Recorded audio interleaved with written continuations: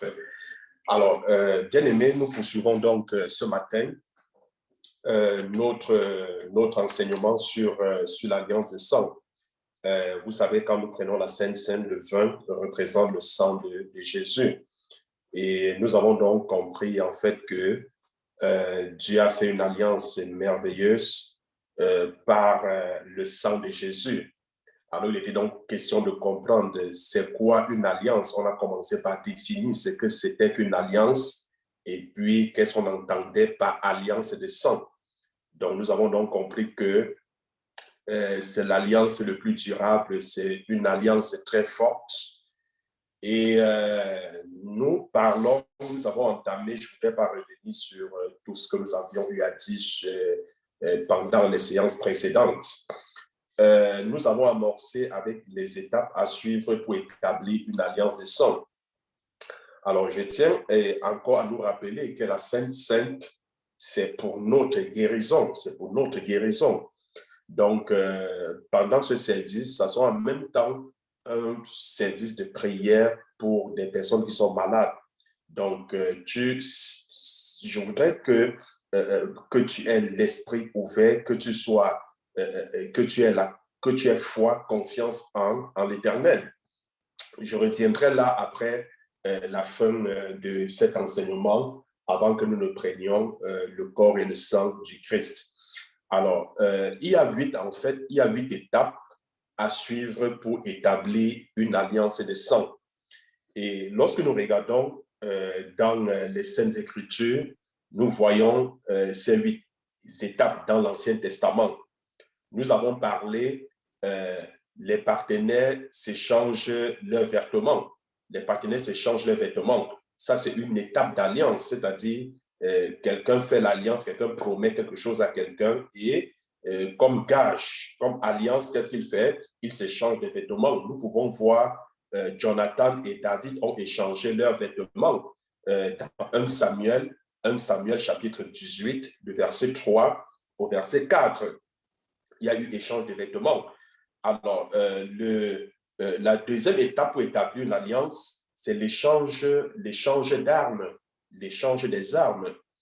Alors, ceci signifie que toute aptitude à faire la guerre et toute force appartient communément aux partenaires de l'alliance. Donc, quand vous faites l'alliance avec quelqu'un, nous en avons parlé. J'ai parlé par exemple lors de la Deuxième Guerre mondiale, comment est-ce que les alliances se tissaient, pour vous expliquer en fait de manière pratique le sens de ce que je voudrais, de ce que le Saint-Esprit voudrait que vous compreniez. Donc, quand vous faites alliance avec quelqu'un, alors vous bénéficiez de ses armes en cas de guerre, c'est-à-dire si on vous attaque, si on t'attaque, c'est qu'on a attaqué ton allié. Alors, ton allié va venir te soutenir dans la bataille. Si tu n'avais pas les armes assez fortes pour combattre ton ennemi, ton allié va te donner les armes plus fortes. Parlons de l'actualité, ce qui se passe aujourd'hui avec Israël et puis la Palestine, tout ce qui arrive. Vous avez suivi au journal télévisé les morts par-ci, par-là. Israël a pu se défendre comment? À cause du nouvel matériel de guerre qu'il a bénéficié des États-Unis. Pourquoi est-ce qu'il a bénéficié de ce matériel de guerre des États-Unis qui lui ont permis de prendre l'avantage sur son ennemi? À cause de l'alliance qu'il a fait avec les États-Unis.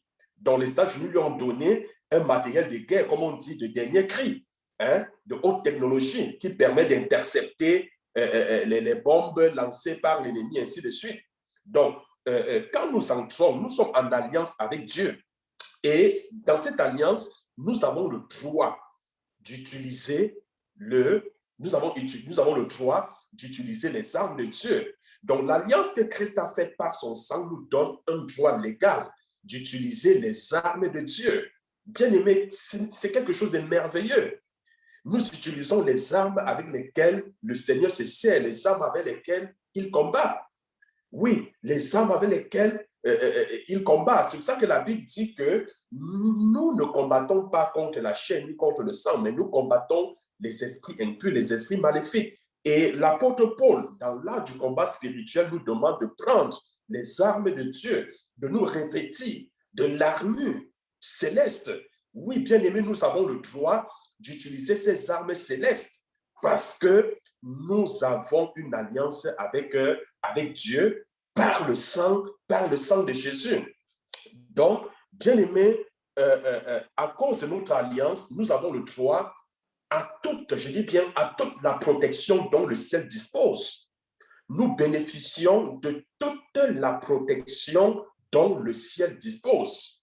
Alors, c'est la raison pour laquelle le Seigneur peut dire que si quelqu'un te touche, alors il a touché la prunelle de ses yeux. Pourquoi est-ce que le Seigneur dit cela? Pourquoi est-ce qu'il dit que tu es précieux à ses yeux? Pourquoi est-ce qu'il dit que nul ne se tiendra devant toi? Pourquoi est-ce qu'il dit qu'il va veiller sur toi constamment? Pourquoi est-ce qu'il dit qu'il ne dort pas, il ne somnole pas, mais qu'il veille sur toi?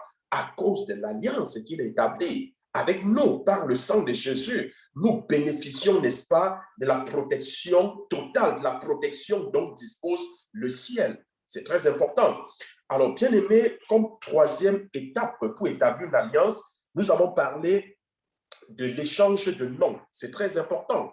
L'échange de noms, l'échange de noms. Chaque allié prend une partie du nom de son partenaire d'alliance. Je dis bien, chaque partenaire prend le nom d'alliance. Chaque allié, je vais dire, prend une partie du nom de son alliance. Alors, les personnes qui font alliance ont le droit d'utiliser le nom de leur partenaire. Ils ont le droit d'utiliser le nom de leur partenaire. Et notre nom d'alliance, c'est qui? Notre nom d'alliance, c'est Jésus. Jésus est notre nom d'alliance. Et il nous a donné le droit légal d'utiliser son nom. C'est la raison pour laquelle la Bible déclare « Quiconque invoquera le nom du Seigneur sera sauvé » parce que le nom qui nous a été donné, par lequel nous sommes sauvés, c'est le nom de Jésus. Et à la mention de ce nom, tout genou fléchi, toute langue confesse, il est Seigneur. Est-ce que vous comprenez? C'est très important. C'est justement à cause de l'alliance qui a été faite par le sang de Jésus que nous avons aujourd'hui le droit légal d'utiliser ce nom, qui est un nom redoutable, qui est un nom fort, qui est un nom puissant, qui est un nom qui terrasse nos ennemis. Oui, un nom, n'est-ce pas, qui est au-dessus de tout autre nom. Un nom glorieux, un nom prestigieux, un nom devant lequel les démons fléchissent, les démons tremblent. Le nom de Jésus, nous avons ce nom. Et quand nous appelons ce nom, nous sommes sauvés. C'est à cause, justement, bien aimé, de l'alliance de sang établie par Jésus-Christ. Alors, bien aimé,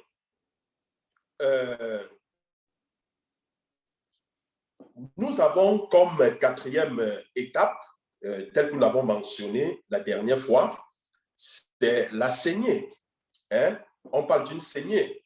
Le mot, en fait, hébreu utilisé dans la Bible signifie couper jusqu'à le sang, couper jusqu'à ce que le sang coule. C'est ça, la saignée.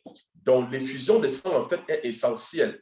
C'est en quelque sorte le sceau ou le cachet de l'alliance.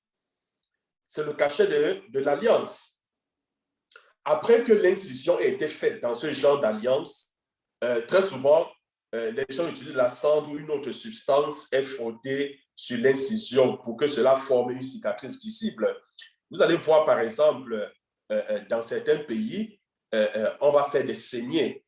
Est-ce que vous comprenez? Souvent, c'est sur, ça doit être souvent sur les joues, sur une partie du corps, c'est une forme d'alliance. Et puis, on met de la cicatrice, on met de la cendre. On met de la cendre. Et quand on met la cendre, quand ça guérit, quand la blessure, quand la saignée guérit, ça forme une cicatrice qui montre comme une preuve c'est comme une preuve de l'alliance, une preuve visible. Est-ce que vous comprenez? Alors, ceci marque en fait le partenaire afin que tout le monde puisse le voir.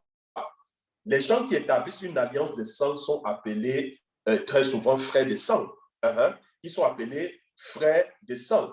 Et l'alliance ne s'applique pas seulement aux partenaires, elle s'étend à toutes les familles de génération en génération. Mais je vous ai fait comprendre que les risques qu'aujourd'hui, de faire attention, tu n'as pas le droit d'aller faire une alliance, peut-être ce sont des pratiques qui se font dans le monde, que les gens établissent des alliances. Donc, peut-être aller faire une alliance avec quelqu'un, faire une saignée, joindre les sangs, non. Vous n'avez pas le droit. Parce que quand vous faites ces choses-là, il y a des esprits, les démons vous entrez en contact avec des esprits maléfiques. Donc, j'explique juste les étapes. Les étapes, parce que Jésus a fait une alliance avec nous par son sang qui a déjà été versé. Par son sang qui a été versé. Donc, bien aimé, je vais vous expliquer tout cela. La cinquième étape, en fait, c'est la division des animaux. Et concernant la division des animaux, je vais vous expliquer un peu plus loin. Lorsque je vais toucher le cas d'Abraham, Dieu a fait une alliance en se servant de la division des animaux. Il s'agit de quoi? Comment est-ce que ça se passe? Donc, je ne dois pas donner les détails tout de suite, mais un peu plus loin, je vais vous expliquer. En fait, lorsqu'on parle de la division des animaux, un animal, en fait, était coupé en deux. C'est-à-dire, on prenait un animal ou des animaux et puis on les coupait en deux.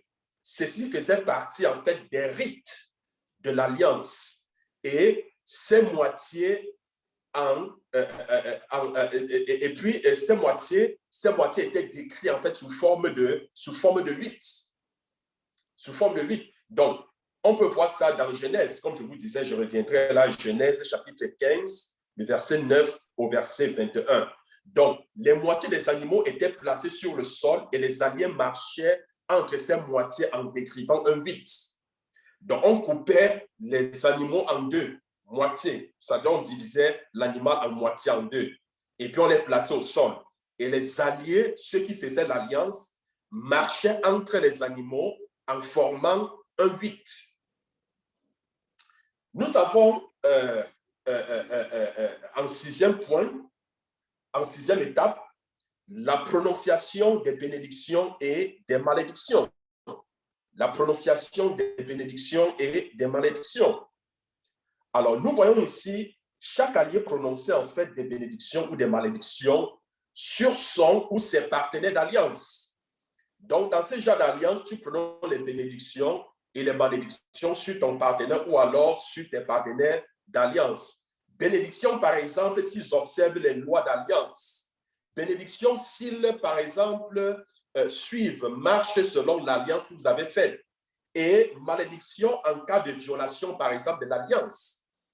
Vous faites l'alliance avec quelqu'un et puis vous dites que, bon, voilà, si tu observes les thèmes de l'alliance, tu seras béni, tu seras ainsi de suite. Mais si tu ne respectes pas, voilà les malédictions qui vont s'abattre sur toi. Nous pouvons voir, par exemple, dans Deutéronome chapitre 28. Deutéronome chapitre 28.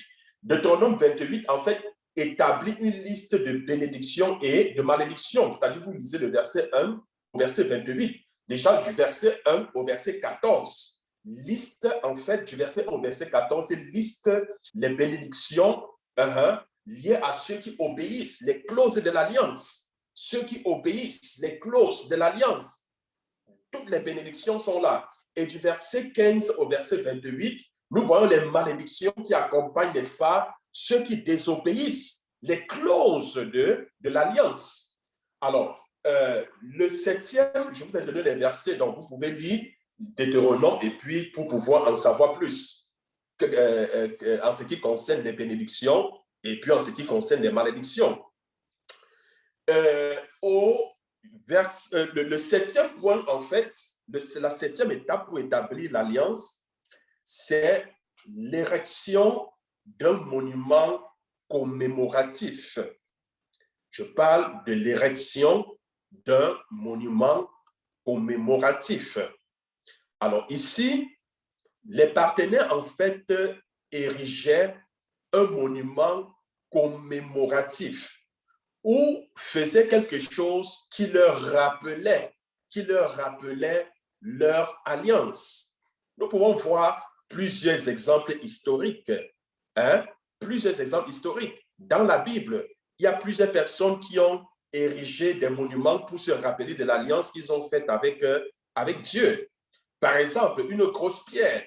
Les gens pouvaient mettre une grosse pierre comme, ériger une grosse pierre comme un monument pour se rappeler de l'alliance qu'ils ont établie. Je vous donne des textes, vous pouvez voir ça dans Genèse. Genèse au chapitre 31, le verset 44 au verset 45. Genèse 31, le verset 44 au verset 45. Alors, ça pouvait aussi être un amas de pierre, c'est-à-dire la personne rassemble les pierres, de telle sorte que ça forme un amas, un tas de pierres. Et il érige donc cela comme un monument, afin de se rappeler de l'alliance qu'il avait faite, qu'il a fait avec le Seigneur. Nous pouvons ainsi voir dans Genèse chapitre 31, Genèse chapitre 31, le verset 46 au verset 51. Genèse 31, verset 46 au verset 51. Alors, Genèse 31, verset 46 au verset 51. Donc, c'est très important. Donc, bien aimé, la 8e étape, en fait, pour établir une alliance, c'est le partage du repas de l'alliance. C'est ça la 8e étape, le partage du repas de l'alliance. Le partage du repas de l'alliance. Dans des zones un peu comme plus en Afrique, peut-être vous pouvez ne pas comprendre ce que je vous dis, mais quelqu'un qui vient de l'Afrique comprend très bien ce que, va comprendre rapidement ce que je suis en train d'expliquer. Lorsqu'on parle du partage du repas de l'Alliance, en Afrique, par exemple, dans les traditions, ça se passe comment?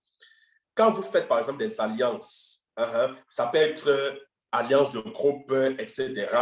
Ça peut être des rituels. À la fin, ça se termine toujours par un repas. Et ce repas, c'est le repas d'alliance. C'est très important parce qu'on ne finit jamais dans nos traditions ces cérémonies sans un repas d'alliance. C'est très important. Alors, lorsqu'on parle en fait du partage du repas d'alliance, notre repas d'alliance, en fait, c'est la Sainte Seine. Nous, enfants de Dieu, nous n'avons pas besoin d'aller faire des alliances dans le monde et faire des alliances avec les gens. Non, non, non, non, non, non, non, non. Christ a établi une alliance merveilleuse avec nous. Et notre repas d'alliance, c'est la Sainte Seine. Alors, lorsqu'on parle de notre repas d'alliance, qui est la Sainte Seine, le pain et le vin constituent les éléments traditionnels d'un repas d'alliance. C'est-à-dire, quand vous voyez dans l'histoire, le pain et le vin, ce sont les éléments traditionnels. Et concernant la Sainte Seine, le pain représente le corps et le vin représente le sang. Nous en avons parlé lors de notre deuxième séance, lorsque je vous disais que il est important de discerner le corps et le sang de Christ. Le corps représente, le pain, je vais dire, le pain représente son corps. Et le sang et le vin, je vais dire, représentent son sang. Donc, ça veut dire, quand tu le prends, c'est son corps que tu prends. C'est son sang que tu prends. Et je vous disais encore que la Sainte Seine, c'est pour notre guérison. Regardez à la veille de la Pâque, lorsque Dieu a demandé aux Israélites de tuer un agneau, il y avait une manière particulière de cuire l'agneau. Cet agneau qui était immolé, cet agneau qui était cuit, donc il devait manger avec du pain. Est-ce que vous comprenez? Cet agneau, en fait, c'était l'image de Jésus-Christ qui allait venir donner sa vie pour nous. Alors, il fallait qu'ils mangent cet agneau parce qu'il y avait un long chemin qui les attendait. Il fallait qu'ils aient des forces physiques pour pouvoir prendre le chemin. Bien aimé, le corps de Christ était parfait. Le corps de Christ n'a pas connu de maladie. Le corps de Christ n'a pas connu de péché. Non, c'est un corps parfait. Et tu ne peux pas prendre ce corps et demeurer dans la maladie. Et c'est ce que je vous disais. C'est-à-dire, tout ceci, c'est pas, tu dois avoir la foi. Tu dois avoir la foi. Tu dois avoir la foi. Donc, c'est en même temps un service de guérison. Si tu es malade et tu prends le corps de Christ, le corps de Christ, c'est son corps, mais il dit que voici mon corps, mangez, voici mon sang, buvez. Est-ce que vous comprenez? Son corps renferme la vie. Son corps renferme sa puissance, la vertu de Dieu. Alors, bien aimé, il n'est pas nécessaire de passer par les 8 étapes pour établir une alliance. Donc, pour établir une alliance, il n'est pas nécessaire de passer par toutes les 8 étapes que je vous ai données. Non, il n'est pas nécessaire. 2 ou plus sont acceptables. Et on va voir. Alors, regardons donc notre alliance de sang maintenant avec Jésus, avec Dieu. Notre alliance de sang avec Dieu. Pourquoi est-il nécessaire que nous fassions une alliance de sang avec Dieu? Pourquoi? Parce qu'il faut comprendre cela. Quand tu prends le sang de Christ, pourquoi est-ce qu'il était nécessaire pour nous de faire une alliance de sang avec Dieu? Pourquoi est-ce qu'il était nécessaire? Parce qu'on fait toujours une alliance sur la base d'une nécessité, sur la base d'un problème. On se lève, on fait une alliance comme ça. Non. On fait une alliance parce qu'il y a un problème qu'on veut résoudre. On fait une alliance parce qu'il y a une nécessité pour un objectif. Une nation ne se lève pas pour faire une alliance avec une autre nation comme ça. Non. Il y a un but, il y a un objectif. Pourquoi, je répète la question, pourquoi est-il nécessaire que nous fassions une alliance de sang avec Dieu? Bien-aimés, pour répondre à cette question, nous allons prendre nos Bibles dans Genèse. Genèse chapitre 1, le verset 26 au verset 28.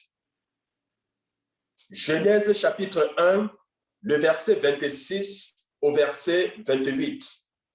Qu'est-ce que la Bible nous dit? Bref, la Bible nous dit que Dieu a créé l'homme à son image et à sa ressemblance.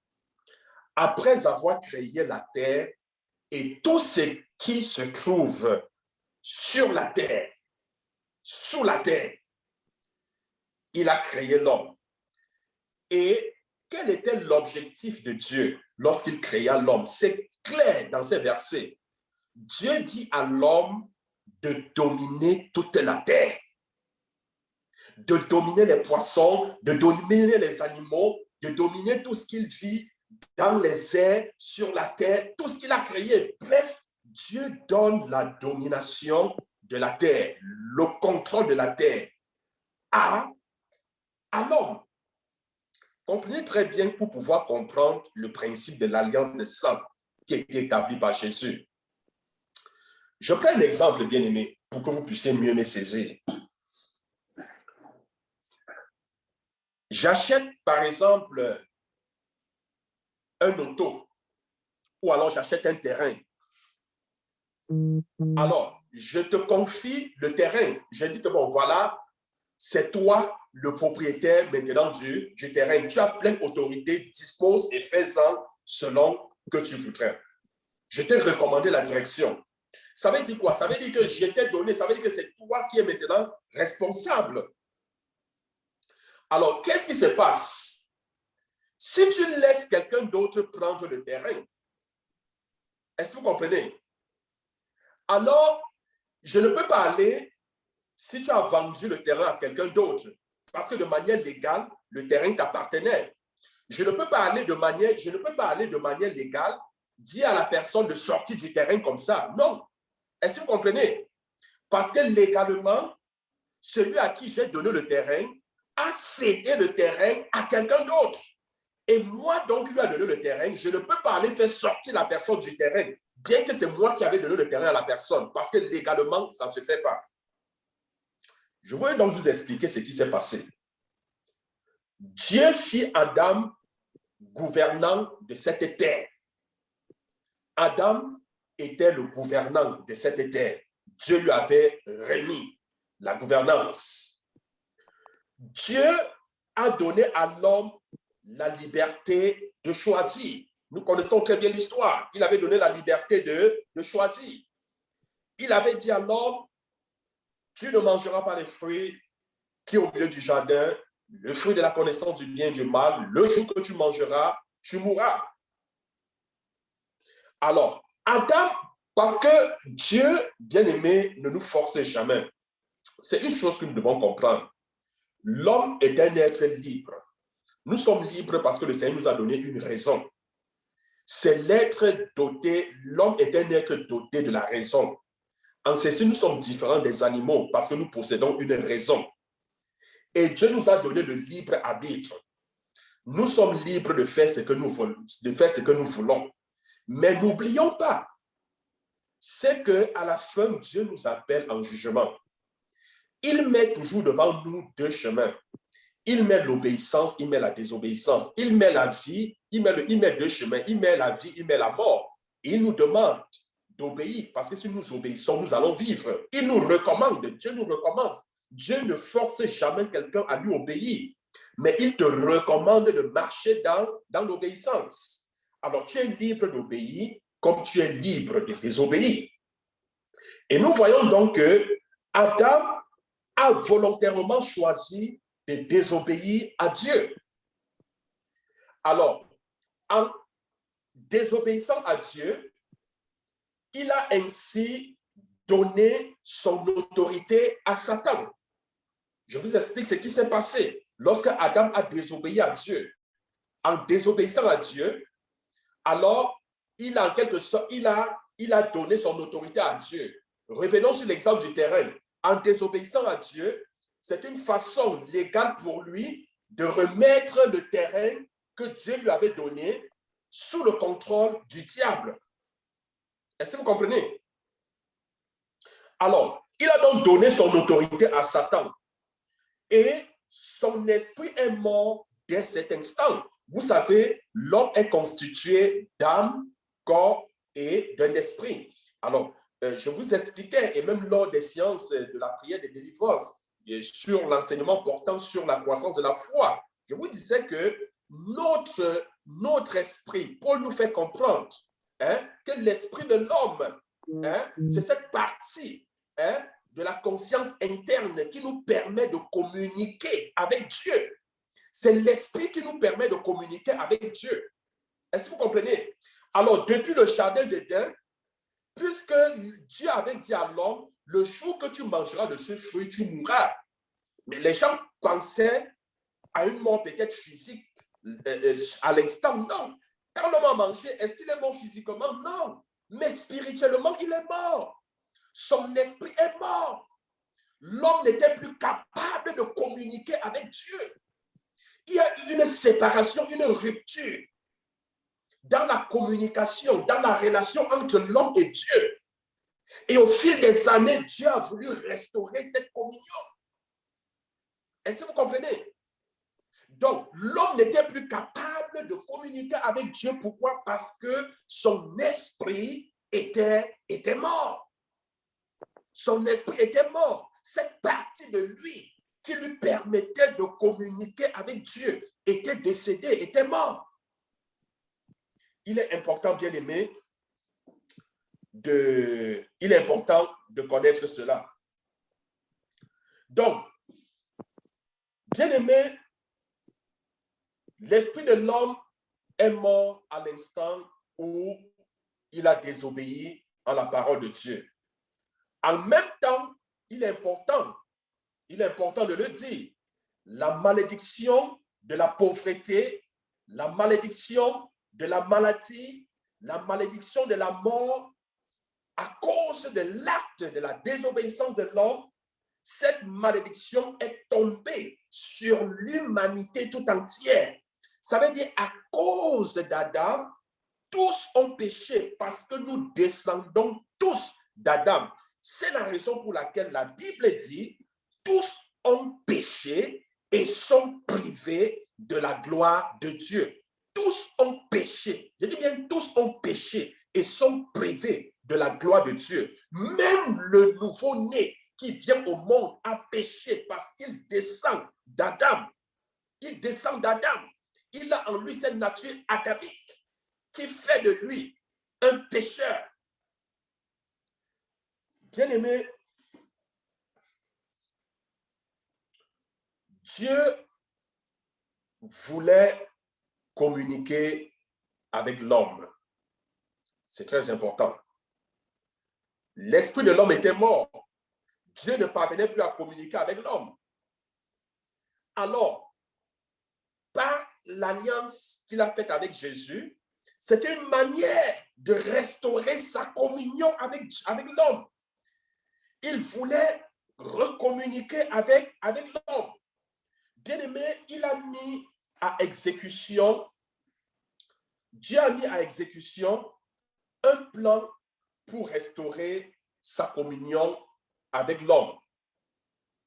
Il a mis sur pied un plan, c'est-à-dire quand l'homme a péché, la communion avec Dieu était rompue. Et Dieu s'est assis, Dieu a mis sur pied un plan pour restaurer sa communion avec l'homme. Dieu a dit, comment est-ce que je peux faire pour restaurer ma communion avec Dieu, avec l'homme? Comment je peux faire pour parler avec l'homme tel que je parlais? La Bible dit que chaque soir, lisez Genèse, vous allez vous rendre compte que chaque soir, Dieu avait un entretien avec l'homme. Hein? Parce que le jour que l'homme a mangé du fruit défendu, la Bible dit Dieu est descendu et puis il cherchait Adam, il ne le trouvait pas. La Bible dit, la voix de l'Éternel parcourait le jardin. Adam, Adam, où es-tu? Vous voyez, ça veut dire que l'homme n'était plus dans la position dans laquelle Dieu l'avait mis. L'homme avait une relation quotidienne avec Dieu. Tous les jours, ils échangeaient. Adam, comment était ta journée? Seigneur, la journée a bien été. Oui, j'ai vu ceci, cela. Oui, j'ai nommé les animaux que tu as amenés vers moi. J'ai appelé tel animal le lion. J'ai appelé tel autre animal la panthère. J'ai appelé tel autre animal le zèbre. Ainsi de suite. Est-ce que vous comprenez? L'homme avait une relation, une communion. Mais à l'instant qu'il a péché, cette communion, cette communication a été rompue, a été détruite. Et Dieu donc a mis à exécution un plan pour restaurer sa communion avec l'homme. Et Dieu donc, bien-aimé, a trouvé en Abraham, il a trouvé en Abraham l'homme qui lui ferait confiance, d'où l'alliance abrahamique. J'aurai le temps de vous parler de l'alliance abrahamique. C'est quoi l'alliance abrahamique? En quoi concerne l'alliance abrahamique, l'alliance que Dieu établit avec Abraham? Je voudrais que vous compreniez et que vous saisissez bien ceci. Dieu ne pouvait pas détruire Adam pour former un autre homme de la poussière de la terre. Est-ce que vous comprenez? Dieu ne pouvait pas dire, bon voilà, comme Adam m'a déçu, je vais le détruire, je vais l'éteindre, je vais le tuer, je vais complètement le détruire, je vais prendre la poussière de la terre et je vais créer un nouveau homme. Il ne pouvait pas. Pourquoi? La terre et tout ce qu'elle contient appartient à Satan. Elle n'appartenait plus à Dieu. Parce que Dieu avait remis la gestion à l'homme et l'homme a cédé la gestion à Satan par son acte. Et par conséquent, Dieu ne pouvait plus utiliser la terre. Dieu ne pouvait donc plus.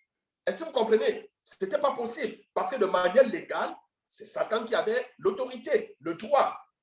Donc, Dieu ne pouvait pas utiliser la poussière de la terre car elle ne lui appartenait plus, ni à son homme. La terre qu'il avait mis n'appartenait plus à l'homme. L'homme à qui il avait remis la responsabilité, la terre n'appartenait plus à l'homme.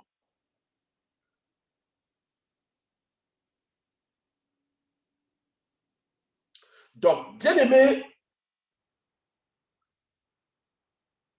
Dieu a dû, dans son plan, envoyer le second Adam sur la terre. Dieu a envoyé le second Adam sur la terre. Quand je parle du second Adam, c'est qui? C'est Jésus. Alors, je voudrais que vous compreniez ceci. Un homme fut responsable de la chute et de la dépravation de l'humanité. Un autre homme devrait sauver l'humanité. J'aimerais que nous prenions nos Bibles dans Romains chapitre 5. Romains chapitre 5, verset 17 au verset 18.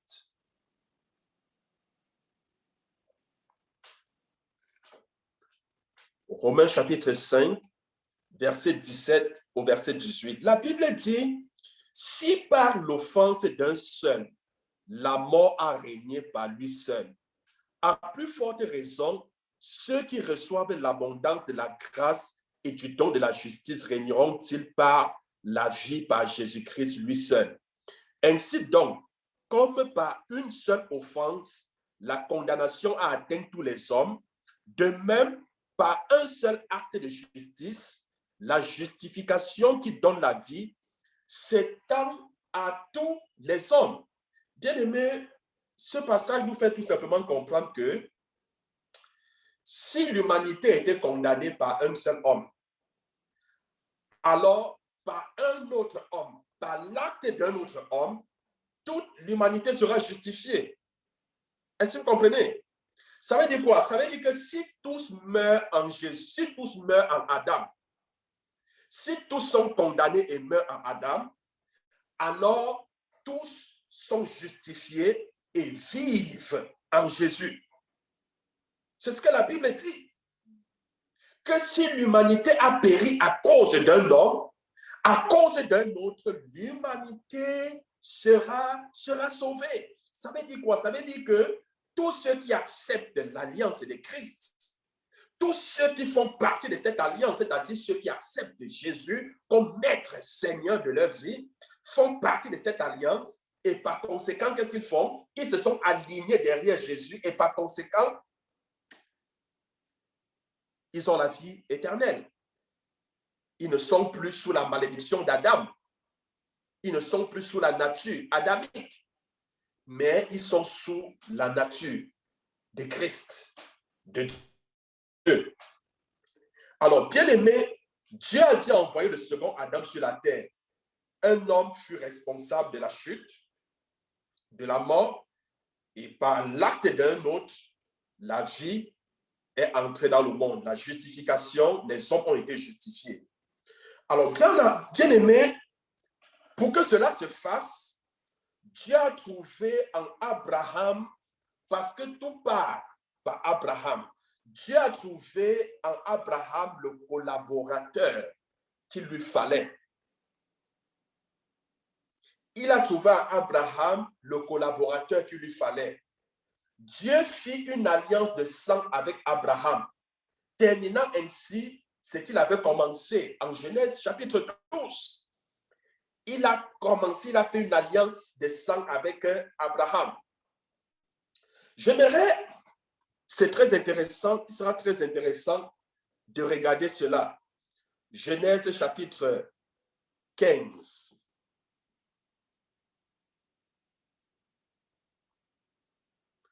Genèse chapitre 15, on va lire à partir du verset 1 au verset 7. Alors, bien aimé, nous voyons ici, dans ce passage, le compte rendu en fait de l'alliance de sang entre Dieu et Abraham.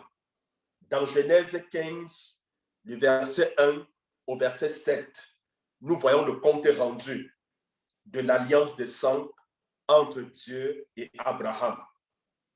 Je vais rapidement lire et je vais rapidement ressortir le compte rendu de l'alliance des sang que Dieu a fait avec Abraham. Genèse 15, le verset 1 au verset 7. Après ces événements, la parole de l'Éternel fut adressée à Abraham dans une vision. Et il dit, Abraham, ne crains point, je suis ton bouclier et ta récompense sera très grande. Ça veut dire qu'Abraham a eu une vision où Dieu lui a parlé. Abraham répondit, Seigneur éternel, que me donneras-tu? Je m'en vais sans enfant et l'héritier de ma maison, c'est Éliazar de Damas. Quand Dieu parle à Abraham, Abraham dit à Dieu, mais qu'est-ce que tu peux me donner? Je suis déjà vieux et l'héritier de ma maison, c'est un étranger. Ce n'est pas mon enfant parce que je n'ai pas d'enfant. Qu'est-ce que tu peux me donner? Et Abraham dit, voici, tu ne m'as pas donné de postérité et celui qui est né dans ma maison sera mon héritier. Alors la parole de l'Éternel lui fut adressée ainsi, ce n'est pas lui qui sera ton héritier, mais c'est celui qui sortira de tes entrailles qui sera ton héritier. Donc, Abraham, en fait, ici, bien aimé, écoutez très bien, Abraham ici dit à Dieu, Dieu dit à Abraham, non, ce n'est pas Éliazar qui sera ton héritier. C'est l'enfant qui sortira de ton sein qui sera ton héritier. C'est l'enfant que tu vas enfanter avec Sarah qui sera ton héritier. Est-ce que vous comprenez? Et il y a encore, lors de notre programme de délivrance, je vous disais que Abraham va atteindre un âge avancé. Sarah va atteindre un âge avancé, l'âge à laquelle une femme ne peut pas concevoir. Elle est déjà ménopausée. Est-ce que vous comprenez? Et Dieu lui fait une promesse. Alors, il fallait donc qu'il fasse une alliance avec Dieu pour être rassuré que la promesse de Dieu devait s'accomplir. Nous continuons la lecture, bien-aimé. Et après l'avoir conduit dehors, Dieu, bien évidemment, le conduit dehors. Et il dit à Abraham, regarde vers le ciel et compte les étoiles, si tu peux les compter. Et il lui dit, quelle sera ta postérité? C'est Dieu qui dit à Abraham, sors, compte les étoiles au ciel si tu es capable. Et Dieu lui dit ainsi, je rendrai ta postérité. Est-ce que vous comprenez? Alors, Abraham, la Bible dit au verset 6, eut confiance en l'Éternel. Est-ce que vous comprenez? Il a mis sa confiance en l'Éternel, il a cru en l'Éternel, qu'il le lui imputa à justice. L'Éternel lui dit encore, je suis l'Éternel qui t'a fait sortir en Chaldée pour te donner en possession ce pays. Pour te donner en possession ce pays. Alors, bien aimé, regardons rapidement le compte rendu. Dieu dit à Abraham qu'il serait son bouclier et que sa récompense serait grande. Ça, c'est le verset 1. Ça, c'est le verset 1. Il dit à Abraham, je serai ton bouclier, Abraham. Je serai ton bouclier. Ta récompense sera grande. Abraham dit, mais qu'est-ce que tu peux me donner? Je n'ai pas d'enfant. Alors, Abraham demande à Dieu ce qu'il lui donnerait. Ça, c'est le deuxième point. Abraham dit à Dieu, mais qu'est-ce que tu peux me donner? Qu'est-ce que tu pourras me donner? Hein? Tu dis que ma récompense sera grande. Qu'est-ce que tu peux me donner? Je n'ai pas d'enfant. Dieu lui dit, hein? Dieu lui dit au verset 2 et au verset, Dieu le lui dit au verset 2 et au verset 5. Hein? Dieu lui dit au verset 2, au verset 5. Abraham crut et cela lui fut imputé à justice. Dieu lui dit qu'il devait faire de lui, qu'il devait rendre sa descendance nombreuse et que de son sein sortira un enfant. Ça, c'est le deuxième point. Ça, c'est le troisième point. Et le quatrième point, Abraham crut. Et cela lui fut imputé à justice. Ça, c'est le quatrième point qui résume, tel que j'ai dit, qui résume le compte rendu. Donc, il crut et cela lui fut imputé à justice. Ça, c'est le verset 7. Alors, et Dieu, ça, c'est le cinquième point. Dieu dit ce qu'il ferait pour Abraham. Lorsqu'on voit la suite des versets, il dit à Abraham ce qu'il va faire pour Abraham. Bien-aimé, Abraham demanda à Dieu comment il saurait que Dieu lui donnerait la terre promise. C'est ce qu'Abraham a dit à Dieu. Dieu a dit à Abraham, regarde, je te donnerai, il dit, je te donnerai ce pays pour possession. Dieu lui a montré un pays et lui a dit que ce pays, ce territoire, il va le lui donner pour héritage. Il n'habitait pas le pays. Non, mais Dieu lui dit, je vais te donner ce pays pour possession. Et Abraham maintenant demande à Dieu comment est-ce qu'il saurait que Dieu lui donnerait la terre promise. Et Dieu dit à Abraham, apporte un veau. C'est en ce moment que Dieu établit une alliance avec Abraham, comme quoi pour lui prouver que ce qu'il lui dit est vrai, qu'il va l'accomplir. Il dit à Abraham, apporte-moi un veau. Ceci est un terme d'alliance, bien-aimé. Quand Dieu demande à Abraham d'apporter un veau, c'était pour établir une alliance. Et Abraham à l'époque, je vais vous le dire, Abraham connaissait bien ce que c'est que l'alliance de sang. Il connaissait très bien l'alliance de sang. Abraham le savait très, très bien. Abraham savait que Dieu était sérieux. Il savait, il n'avait aucun doute. Abraham pouvait être sûr que Dieu respecterait sa parole. Il était convaincu. Alors, Abraham donc apporta les animaux et les coupa en deux. Il apportait les animaux et les coupa en deux. Je vous ai parlé de la division des animaux lorsqu'on établit une alliance. Alors, Abraham allait chercher les animaux et il les a coupés en deux. Nous pouvons voir dans Genèse chapitre 15. Genèse chapitre 15.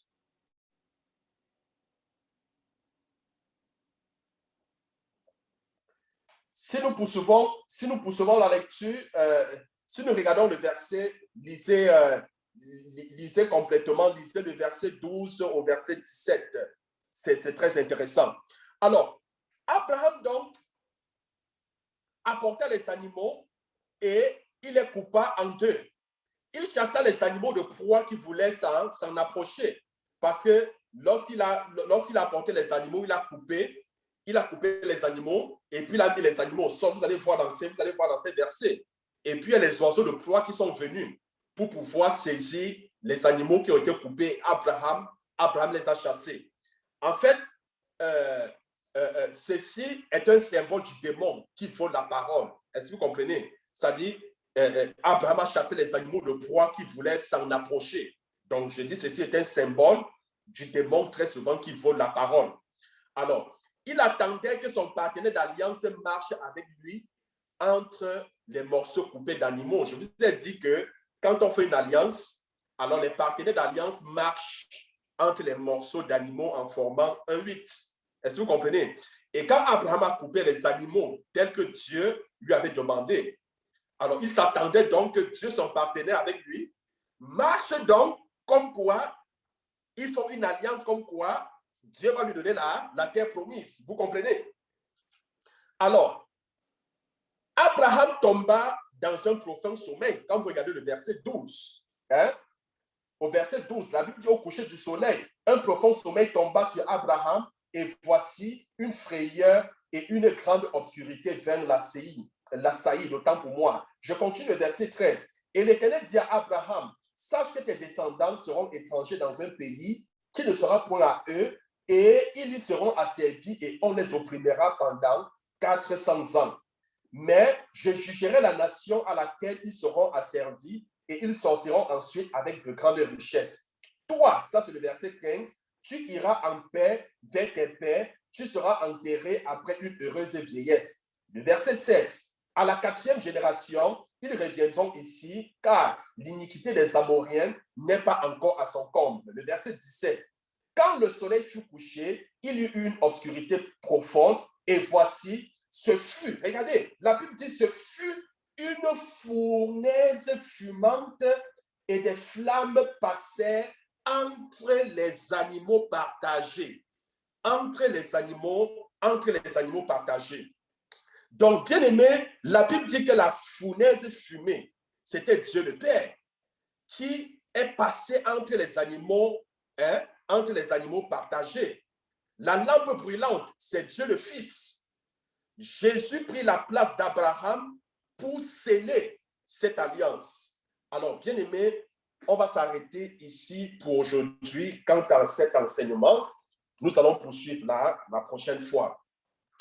Nous allons rapidement procéder à la Sainte des Saintes. Donc, bien aimé, nous comprenons donc aujourd'hui que Dieu a établi avec Christ, Christ est établi, Christ a donné son sang pour nous, ce sang en fait qui est une alliance forte, une alliance spéciale, une alliance qui nous donne le droit d'utiliser le nom de Jésus. Par cet acte, nous sommes guéris, nous sommes libérés de toutes nos maladies, de toutes nos souffrances. Bien-aimés, la Bible dit, lorsque nous regardons dans 1 Corinthiens, chapitre 11, lorsque nous regardons à partir du verset 23, qu'est-ce que la Bible dit? La Bible dit, dans la nuit où il fut livré, la Bible dit, il prit du pain. Oui, il prit du pain. J'espère que tu as ton pain avec toi. Je vous ai dit, il est important de discerner. Le pain représente le corps de Christ, le corps de Christ. Alors, la Bible dit, il prit du pain et après avoir rendu grâce, le rompit et dit, ceci est mon corps qui est rompu pour vous, faites ceci en mémoire de moi. Alors, est-ce que tu peux rompre ton pain? Ce pain a été rompu. Ce pain a été brisé à cause de nous. Bien-aimés, Jésus a souffert l'insupportable. Il a supporté l'insupportable à cause de l'amour qu'il avait été pour nous. Oui, ce corps a été brisé. Il était insulté, il était fouetté, il était transpercé. La Bible dit que le châtiment qui nous procure la paix est retombé sur lui. Et par ses maîtres-sûrs, bien-aimés, nous sommes guéris. Par ses maîtres-sûrs, bien-aimés, nous sommes guéris. Es-tu malade dans ton corps? Es-tu malade dans ta chair? Bien-aimé, pendant que tu prends le corps de Christ, reçois ta guérison au nom de Jésus. Reçois ta délivrance au nom de Jésus. Il a dit, faites ceci en mémoire de moi. Nous nous rappelons que son corps a été transpercé. Nous nous rappelons qu'il a souffert pour nous. Nous nous rappelons que c'est par ses souffrances, que c'est par ses maîtresses que nous obtenons la guérison. Nous nous souvenons que Jésus était 100% homme et 100% Dieu.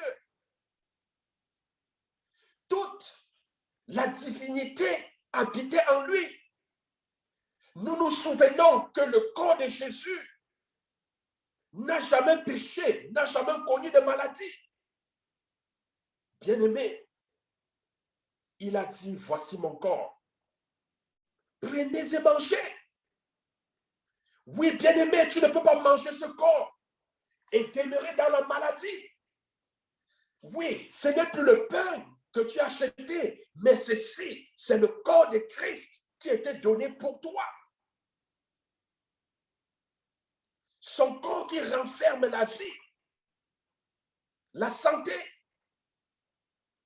Bien-aimé, la Bible déclare de même, après avoir soupé, il prit la coupe. Est-ce que tu peux prendre le vin que tu as? Est-ce que tu peux le tenir en main? Est-ce que tu peux le lever? Oui, nous rendons grâce à Dieu pour ce vin qui représente le sang de Jésus. Il dit, cette coupe est la nouvelle alliance en mon sang. Bien-aimé, ce n'est plus le vin que tu tiens à cet instant, mais cette coupe que tu tiens représente le sang de Jésus. C'est le sang de la nouvelle alliance. La nouvelle alliance. La nouvelle alliance est plus grande et plus forte que l'ancienne alliance. Nous voyons l'ancienne alliance dans l'Ancien Testament. La nouvelle alliance avec le Nouveau Testament. Bien-aimés, dans la nouvelle alliance, nous recevons la guérison par les maîtrises de Jésus, dans la nouvelle alliance. Nous sommes les partenaires de Christ dans la nouvelle alliance. Nous sommes ses amis, nous sommes ses frères.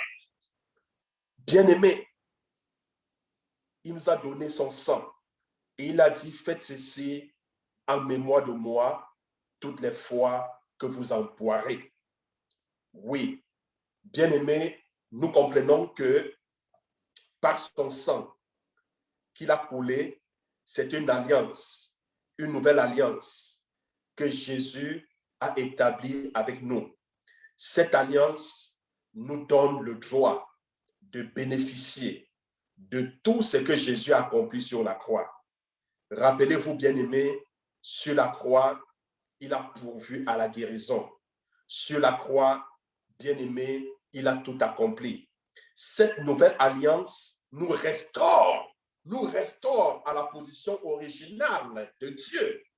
Cette nouvelle alliance a fait de nous ses enfants. Nous sommes les enfants de Dieu. Nous sommes les enfants de Dieu. Cette nouvelle alliance nous restaure dans le plan de Dieu. Nous sommes dans le plan de Dieu à cause du sang que Jésus a vaincu, que Jésus a versé. Bien-aimé, à cause de son sang, nous avons la victoire sur nos ennemis parce que la Bible dit dans Apocalypse 12 et verset 11, nous l'avons vaincu par le sang de Jésus et par la parole de notre témoignage. Bien-aimé, en versant son sang, il nous a ainsi donné la victoire sur nos ennemis. Il nous a donné la victoire sur la maladie. Bien-aimé, pendant que tu prends ce vin, ce n'est plus le vin que tu prends, mais c'est le sang du Christ que tu prends. Et pendant que tu le prends, déclare la victoire sur la maladie. Si tu es malade maintenant, à l'instant que tu prends, la maladie s'en va de ton corps. La maladie disparaît de ta vie. Bien-aimé, prends ceci avec foi et la puissance de Dieu opère dans ta vie. Bien-aimé, est-ce que tu peux donc manger son corps et boire de son sang? Après l'avoir fait, je voudrais que tu baisses ta tête et que tu parles à Dieu. Si tu es malade, demande à la puissance du sang de Jésus que tu as bu de commencer à agir en toi. Demande à la puissance du corps de Jésus que tu as mangé. Commence à agir en toi. Bien-aimé, je voudrais que tu manges son corps et que tu boives de son sang.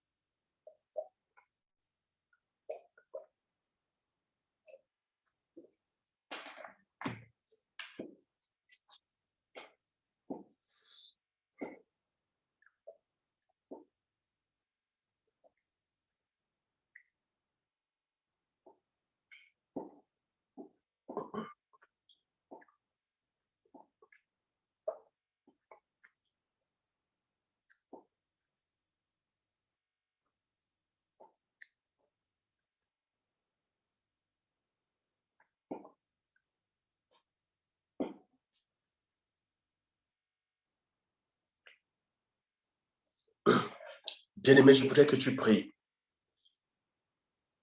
Prie maintenant, bien-aimé.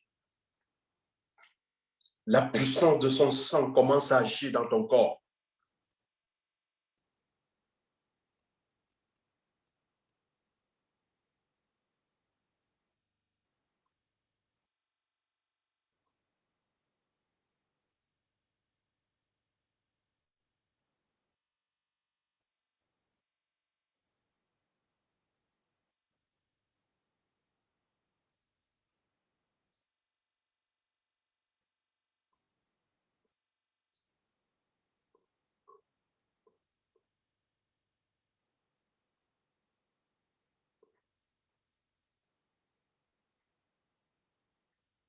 Bien-aimé, parle au Seigneur.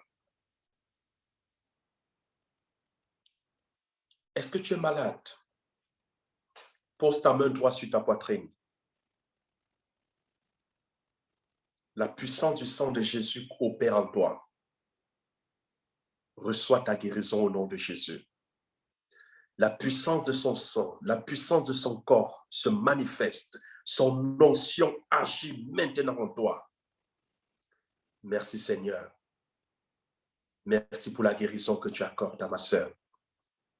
Merci à la guérison que tu accordes, Seigneur. Merci, Éternel. Merci pour ton sang qui nous sort, qui nous soutient, et ton corps et ton sang qui nous soutient, qui nous fortifie. Merci, Éternel des armées. Que ton nom soit glorifié. Au nom de Jésus-Christ. Amen. Amen.